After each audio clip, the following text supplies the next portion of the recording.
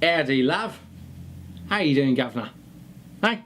So is it just me, or are bus drivers a little bit mean?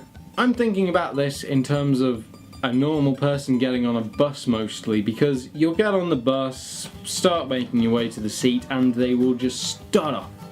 And buses do a lovely thing of not starting naturally and slowly and serenely like a car, or even a truck. A truck does less of a jolt than a bus. Buses just do this weird sort of... So of course they do it as soon as you're on the bus. They don't wait for you to sit down or anything. That would be insane. What they do is they go, oh look, they're on. Duh. And obviously you're walking along trying to find a seat, and you go head first flying into someone's lap. But if you make it past those bus drivers who just jolt you and try and kill you, you're then faced with finding a seat. Now there is a certain kind of person who I hope burns in hell if it exists. And this person is the one who sits not next to the window, there with nothing next to the window, automatically reserving that seat for thin air. Now this kind of person is especially terrible when people have to start standing up on the bus. You know them. If you are one of them, you're evil. That person who doesn't move, they see everyone else, and everyone else obviously knows that they're an arse. So they don't go up to that person, because who wants to sit next to that person when you could stand up and be further away from them? There's also that person who doesn't get up for an old lady or a pregnant lady, and they're just horrible. Because I'll always get up for someone like that. It's weird if you don't. First of all, there's the whole staring at you. That is just off-putting as hell if they just stare at you. I don't see how people can just manage a bus journey just going, oh, that old lady's just giving me evils and wishing that I was dead right now. I'll keep just staring forward. Would not be able to.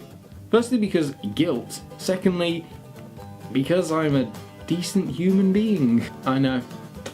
You learn something new about me every day, don't you? But I mean, you never want someone to sit next to you on a bus, especially when it's not full. That person who sees that the bus is entirely free. There is just you pretty much. There's you and like a couple other people, and they sit next to you. They could pick the seat 5 behind you. But no, they have to squash up next to you. Normally they're overweight. I'm sorry, but seriously, why are you sat next to me? I'm at the back normally. It's not exactly, oh, it's right next to there and I don't want to walk. I'm normally like in the middle / back. Also, when people start talking to you on a bus, you don't want to talk on a bus. Nobody wants to talk on a bus.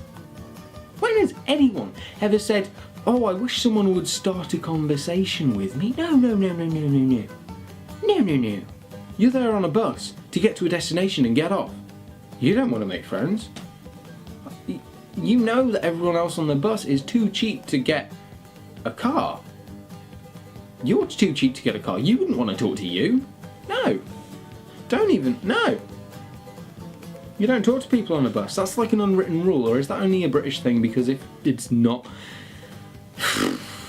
And I'm a little bit guilty of this one, but the people who can't find change, they're annoying. You should have change ready.